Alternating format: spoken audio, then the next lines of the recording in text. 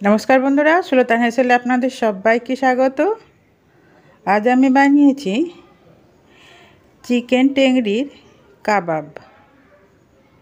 आमार এই चिकेन टेंगड़िर काबाबटी आपनादेर यदि भालो लागे ताहले लाइक और सबस्क्राइब करते भूलबेन ना जेन। और देखुन कत सुंदर हयेছে और एटा खेते खूबই सुंदर हय और बानानो खूब सहज। एखाने आमी चिकेन टेंगड़िर काबाब बानानोर जोन्नो 3 पिस चिकेनेर टेंगड़ी निये निয়েছি और किछु बोनलेस चिकेनও निये निয়েছি। ओजने आछे 1 किलोग्राम। एखाने आमी एकटा लेबू निয়েছি, लेबूटाके केटे निलाम। तारपर मांसटाके आमी मैरिनेट करब। मांसटा मैरिनेट करते आमार लागছে নুন स्वाद मतो,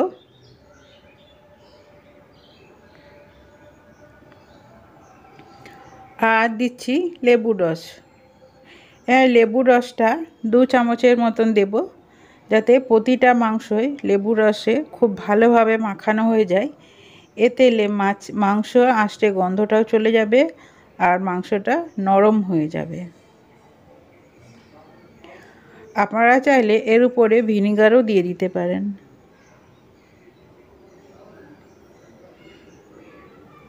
आमी टाटका गाछेर लेबुर रस दिए दिलाम, एते स्वादटा भालो होबे। और এই বড় বড় টেংড়িগুলোকে আমি মাঝে মাঝে চিড়ে নিয়েছি যাতে মশলাগুলো খুব ভালোভাবে মাংসের ভেতরে ঢুকে যায়।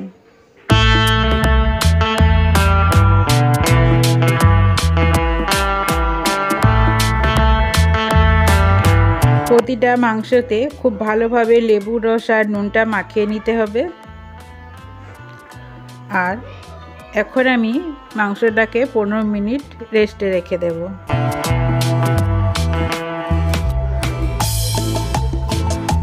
এরপর আমি একটা মশলা তৈরি করব। তার জন্য মোটা তলাযুক্ত একটা পাত্র নিয়ে নিয়েছি।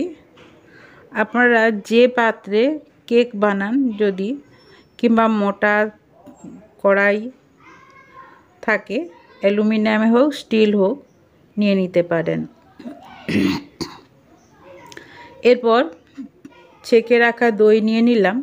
এটা বাড়িতে পাতা দই, একটু টক বেশি, আমি তাই জলটা একটু ঝরিয়ে নিয়েছি। জল ঝরানো দই নিয়ে নিয়েছি। আর দুধের থেকে আমি সর তুলে নিয়েছি, তারপর সেটাকে খুব ভালো করে ফেটিয়ে নিয়েছি। একটা ডিম নিয়ে নিলাম আর 2 চামচ কর্নফ্লাওয়ার নিয়ে নিলাম। আর 1 চামচ ভর্তি করে নিয়ে নিচ্ছি ব্ল্যাক পেপার বা গোলমরিচের গুঁড়া। আর আদা রসুন বাটা ভর্তি করে 2 চামচ নিয়ে নেব।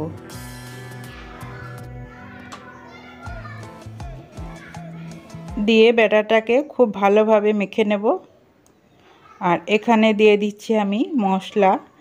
এটা চিকেন কারি মশলা কিংবা মিট মশলা বা বিরিয়ানি মশলা বা গরম মশলা যেটা বাড়িতে থাকবে সেটাই দিয়ে দেবেন, ভর্তি করে 1 চামচ। তারপর মাংসটা দিয়ে দিচ্ছি, দিয়ে খুব ভালোভাবে মাখিয়ে নেব।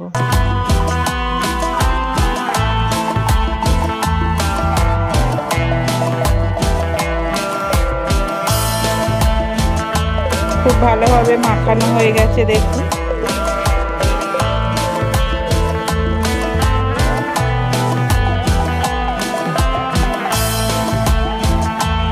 এরপর চেষ্টা করব মাংসগুলোকে গ্রেভির মধ্যে খুব ভালোভাবে ডুবিয়ে রাখতে, যাতে গ্রেভির রসে মাংসটা সুন্দরভাবে রান্না হয়ে যায়।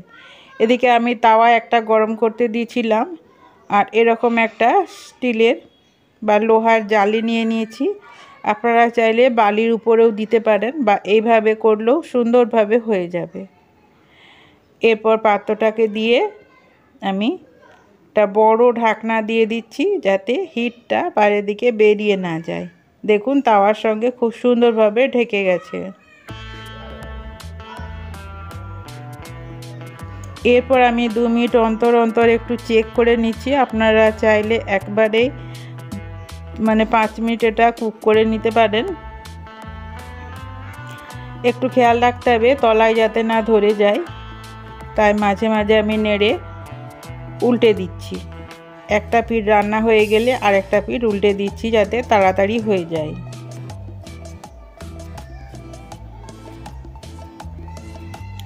এভাবে নেড়ে দিলে খুব সুন্দরভাবে এটা সেদ্ধ হয়ে যাবে আর রান্নাও খুব তাড়াতাড়ি হয়ে যাবে। আমি আবারও ঢেকে দেব। এইভাবে 3 থেকে 4 বার আমি নেড়ে নেড়ে মাংসটাকে রান্না করে নিয়েছি। এই পর্যায়ে এসে বলি, যেসব বন্ধুরা আমার এই রেসিপিটি দেখছেন তাদের যদি ভালো লাগে তাহলে প্লিজ একটা লাইক দিয়ে দেবেন। মাংসটা আমি এই সময় একটু দেখে নেব যে সেদ্ধ হয়ে গেছে কিনা। মাংসটা খুব সুন্দরভাবে সেদ্ধ হয়ে গেছে। এরপর গ্যাসটা বন্ধ করে আমি এটা ঢেকে রাখবো 1 মিনিটের জন্য।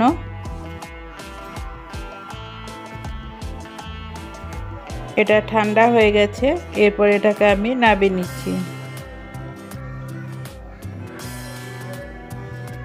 দেখুন কত সুন্দর এটা রান্না হয়েছে। আর দই আর মাংস ফ্যাট বেরিয়ে এসছে, সাইডে দেখুন তেল উঠে বেরিয়ে এসছে। এখানে কিন্তু আমি বাইরে থেকে তেল বা ঘি এখনো পর্যন্ত অ্যাড করিনি। দেখুন কত সুন্দরভাবে এটা রান্না হয়ে গেছে। এরপর আমি টেংরিগুলো সেঁকে নেব। একটা জালি বসিয়ে দিলাম, কিংবা একটা ননস্টিকের কড়াতেও সেঁকে নেওয়া যায়। তো প্রথমে আমি জালিতে দেখাচ্ছি, পরে ননস্টিকের কড়াই সেঁকে নেব। আর জালিতে সেঁকে নিলে একটা ধোঁয়ার ফ্লেভার আসবে, স্মোকিং ফ্লেভার আসবে। এইভাবে পুরো জালির মধ্যে আমি দিয়ে দেব। তারপর মাংসগুলোকে একটু পুড়িয়ে নেব বা সেঁকে নেব।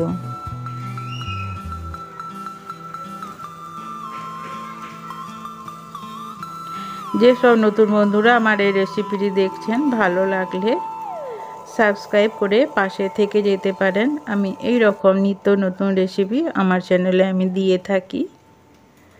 আর অল নোটিফিকেশানটা অন করে রাখবেন, তাহলে রান্না ছাড়লে সেটা আপনারা নোটিফিকেশান পেয়ে যাবেন। এরপর ওপর থেকে আমি একটু একটু করে ঘি দিয়ে দিয়ে মাংসগুলোকে সেঁকে নেব। আপনারা চাইলে তেলও দিতে পারেন, সাদা যে কোনো সাদা তেল, কিন্তু সর্ষের তেল নয়। এরপর এটা ঘি দিয়ে দিয়েই করতে হয়। উপর থেকে ঘি ছড়িয়ে ছড়িয়ে আমি মাংসগুলোকে উল্টে উল্টে 2 থেকে 3 বার উল্টে উল্টে সেঁকে নেব।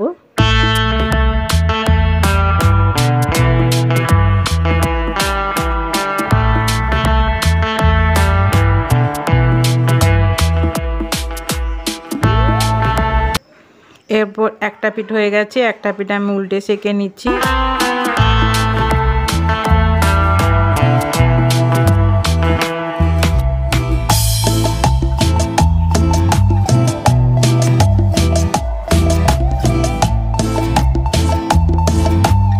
এইভাবে সুন্দর করে উল্টে উল্টে জালিতে সেঁকে নেব প্রতিটা মাংসকে।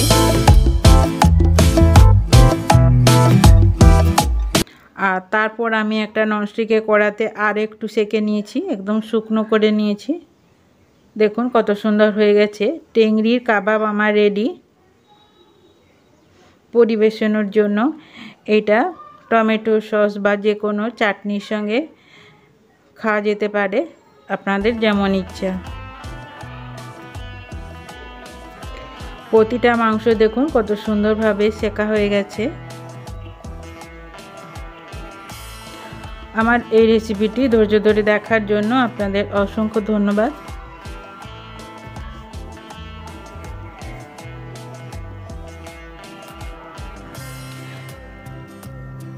টেংরির কাবাব আমার রেডি হয়ে গেছে। এরপর এটা আমি একটু গ্রেভি করে নেব। বাটিতে যে অতিরিক্ত গ্রেভিটা ছিল সেটাকে আমি ননস্টিকের কড়াইতে ঘি বুলিয়ে আমি দিয়ে দিয়েছি। তারপর বাটিটা ধুয়ে জল দিয়ে দিলাম, দিয়ে এটাকে ফুটিয়ে যে বোনলেস চিকেনগুলো ছিল সেগুলো আমি একটু গ্রেভিতে দিয়ে দিলাম, দিয়ে একটু মাখো মাখো করে নিচ্ছি।